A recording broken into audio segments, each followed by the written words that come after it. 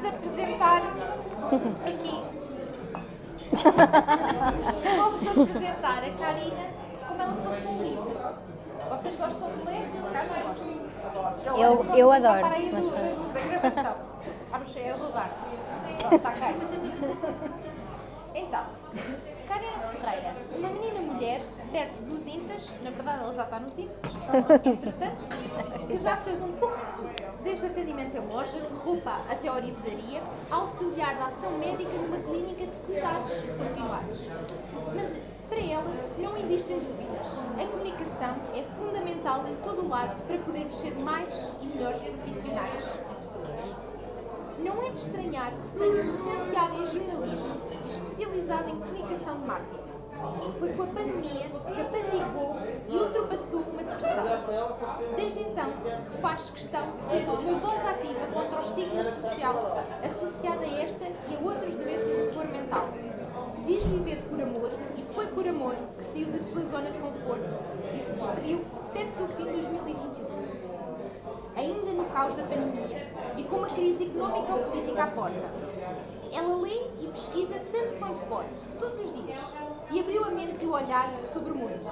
Atualmente, a meditação, a hipnoterapia fazem parte do seu dia-a-dia, mas já fez nos palcos passatempo enquanto vocalista de banda de baile. Descreve-se como alguém com um sentido de humor acurado, que adora a ironia e o sarcasmo. E quem diria que com estes recursos estilísticos, com preferência, ela teria como lema de vida fé, muita, na vida e nas pessoas. Ela sonha, através da escrita, poder transmitir com paixão, abrir sorrisos e que ao lê-la ou ouvi-la, ninguém se sinta só. Ela quer contribuir para um mundo de entreajuda e empoderamento do próximo. Esta é a Karina Ferreira. Muito obrigada, muito obrigada.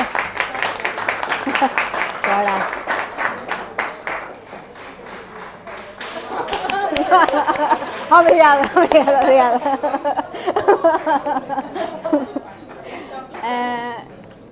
Pronto, eu queria começar, na verdade, por vos fazer uma pergunta a vocês, para tornar isto um bocadinho interativo, mas vou tentar não me alongar, porque senão a Joana corta-me aqui, corta-me a palavra.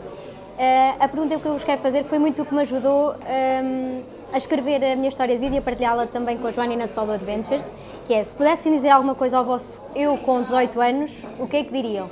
Tu ainda não chegaste lá, mas vais ouvir a nossa resposta de ajudar. Se pudesse dizer agora alguma coisa ao seu eu com 18 anos, o que é que diria? Tudo passa. Eu já vou partilhar o que é que eu diria. Catarina. Diria, não desistas. Eu acho que é uma boa coisa agora para a Catarina também. Já não me lembro do nome. Regina, vive intensamente a tua vida. Eu também diria a mesma coisa, vive com alma à vida. Mãe. Aproveitar a vida. Não penses tanto. Ai, não penses tanto, é muito bom. Eu realmente diria, tem calma. A vida sabe o que faz, não duvides. Lá à frente tudo se vai compor. Porque eu gostava muito que a menina de 18 anos tivesse visto esta mulher de 30 e visto o quão realizada, o quão feliz, o quão calma, serena ela é e onde ela está e o que ela conseguiu. Talvez o facto de eu não saber o que é que iria acontecer foi uma das coisas que me ajudou a nunca me conformar e a mudar sempre rumo, sempre que fosse possível, ou não estivesse contente com o que estava a viver.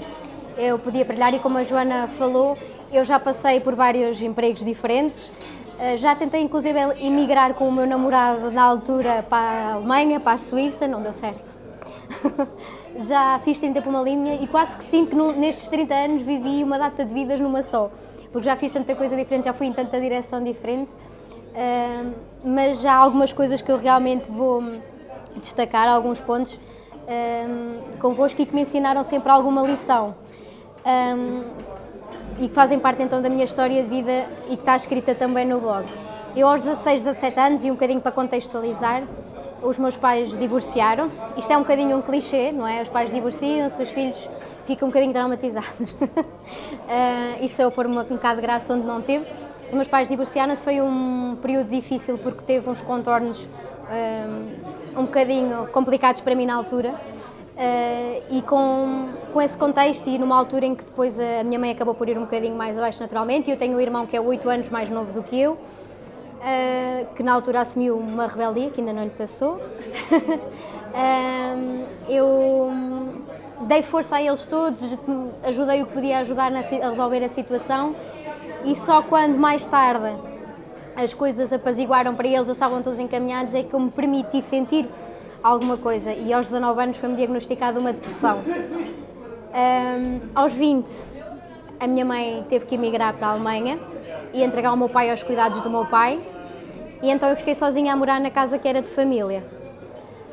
Foi muito complicado ao início, estava sozinha e não sabia, porque estava habituada a ter muita gente à minha volta também. Contudo, foi muito importante nessa altura, porque aprendermos a estar sozinhos e a gostar da nossa própria companhia foi fundamental para construir depois a pessoa que eu fui. Claro que houve uma altura menos positiva disso tudo e que passei por uma fase de depressão que normalmente ninguém partilha, porque temos vergonha, porque não queremos que ninguém nos assuma como fracos. Primeiro, nunca ninguém da nossa idade isto é uma depressão, e depois o que nós fazemos no meio dessa depressão fica sempre guardado. E eu, no meio dessa depressão, houve uma altura que eu tomei comprimidos, sentia-me cansada. Quando eu fiz isso, não foi com uma intenção de deixar de viver, sentia-me tão cansada porque eu não dormia, eu raramente dormia ou dormia bem, eu acordava e estava sempre a acordar. Então eu só queria dormir, eu sentia, só quero dormir uma semana, só quero descansar, e tomei comprimidos para o fazer. Recordo-me depois de acordar no hospital, uma lavagem ao estômago, e eu acho que nem os meus melhores amigos souberam disto há anos e anos a fio, porque eu realmente tinha vergonha de contar porque é que eu fiz isto. Eu sempre fui uma pessoa tão divertida, tão extrovertida, com tanto amor à vida, com tanta coisa para passar, que tinha vergonha de partilhar esta faceta. Depois comecei a ver tantas pessoas e tantas miúdas a partilhar e a falar comigo, a dizer que tinham ido para o hospital, tinham levado lavagem aos estômagos, mas não queriam falar com ninguém. Comecei a sentir necessidade de partilhar esta história com as pessoas, a dizer, tu não és a única, porque elas tinham vergonhas e eu também fiz isso, eu também passei por isso. O importante é que tu procures ajuda e que saibas que há pessoas que te podem ajudar, que é normal sentir isso e está tudo bem. Não é normal fazer, ok, isso tem que ser uma coisa que tem que ser trabalhada, mas há mais pessoas a passar por isso e tu não és uma aberração porque fizeste isso. Porque foi isso que eu senti na altura, porque não encontrava mais ninguém, não ouvia mais ninguém a falar sobre isso. Então sim, eu fiz isso, faz parte da minha história, não é algo que me orgulho, mas faz de mim a pessoa que eu também sou hoje e que me faz ter capacidade para ajudar e dizer não é o fim do mundo, e por isso é que eu digo que gostava muito de ter dito à menina de 18 anos que está tudo bem, vai tudo passar. Depois eu fui tendo períodos, eu nestas alturas fui fazendo sempre coisas diferentes, como eu tenho dito. Eu sou licenciada em jornalismo, tirei a especialização em marketing. Na altura a minha intenção era inclusive tirar o mestrado, algo que também acabei por não tirar porque tive um desorientador de estágio que é o desorientador que eu digo que não consegui fazer porque nós tivemos atritos, e foi uma pessoa que me deitou muito abaixo e que deitou muito abaixo também a minha autoestima, que já não estava no seu auge naquela altura. Inclusive com a medicação para a depressão engordei mais de 30 quilos, e então foi todo um juntar de situações que me fizeram resignar, a achar que, primeiro, que a minha personalidade já não era a pessoa alegre, a pessoa extrovertida, a pessoa que vai à luta pelas coisas, e comecei a achar, se calhar eu agora mudei mesmo, eu agora sou assim e tenho que me adaptar, eu mudei. Agora a minha personalidade é esta. Eu achava, primeiro comecei a achar estranho eu ser assim, mas depois comecei a achar, eu sou mesmo assim e eu agora já não vou conseguir, vale mais resignar-me e ver se eu consigo ser boa a trabalhar numa loja ou a trabalhar onde quer que seja, porque eu já não vou conseguir mais nada. Ele tem razão quando diz que o meu desorientador tem razão quando diz que eu não vou conseguir, que eu não sou boa o suficiente, e comecei a entrar nessa bola e deixei-me estar. Fui trabalhando em lojas, depois trabalhei como assistente administrativa na Ordem dos Enfermeiros. No meio disto, o meu avô, que me criou como uma filha, que é o pai da minha mãe, ele começou a ficar muito doente em 2018, nós não sabíamos com o quê, ele deixou de comer, queixava-se com dores, nós íamos sempre para o médico com ele, mas ninguém descobriu o que é que ele tinha. No fim de 2019, no fim de várias idas às urgências, descobriram que ele tinha um cancro, mas na gordura que reveste o estômago, e não havia cá, tanto que não há especialidade em Coimbra, tivemos que ir para o IPO do Porto, e como a minha avó também é um bocadinho frágil em termos físicos, fui sempre eu que fui com ele e tratar das ambulâncias, essa logística toda. Foi complicado na altura, até porque fomos lá para não fazer nada. Foi ir lá com a esperança, mas para me dizerem a mim e a ele que não havia esperança, não havia nada a fazer.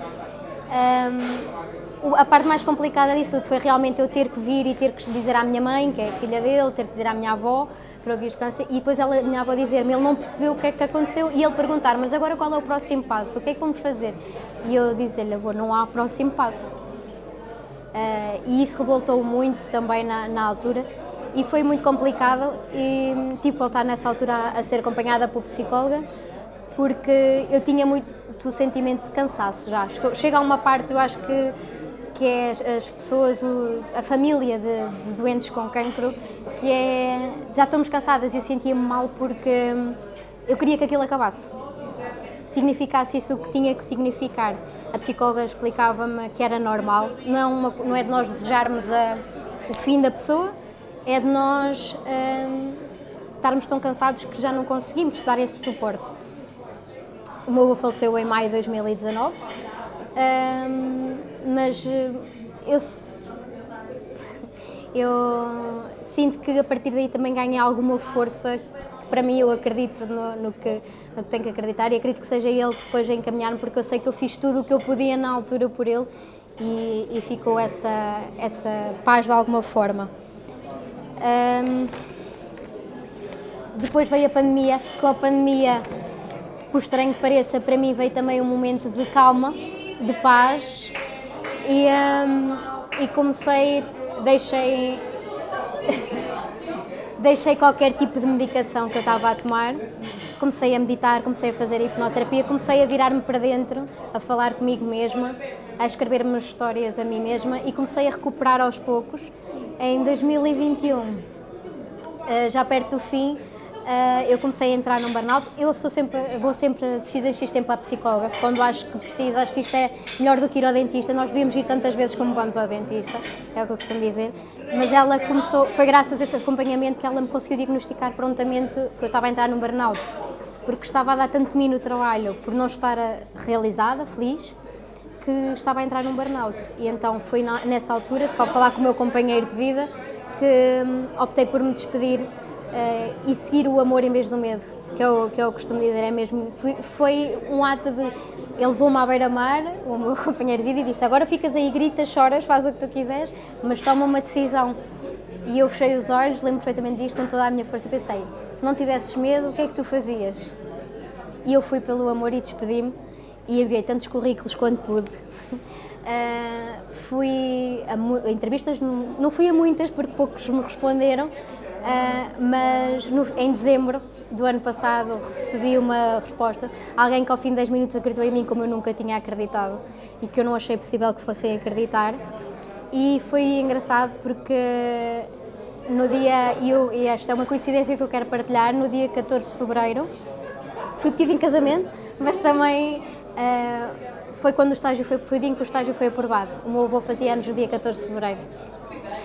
Mas ainda há outra coincidência, ligaram-me no dia 7 de março, que é o meu dia de aniversário, a dizer os papéis e quando é que eu começava, e começava no dia 21 de março, que é o dia de anos da minha bisavó, que já faleceu também, que eu acredito que são as minhas duas estrelinhas que me estou a guiar, e no fim disto tudo o que eu vos quero dizer é mesmo, a vida sabe o que faz, não desistir, porque tudo tem um propósito, e acreditem, vão atrás, vale a pena, nunca é tarde para irmos atrás.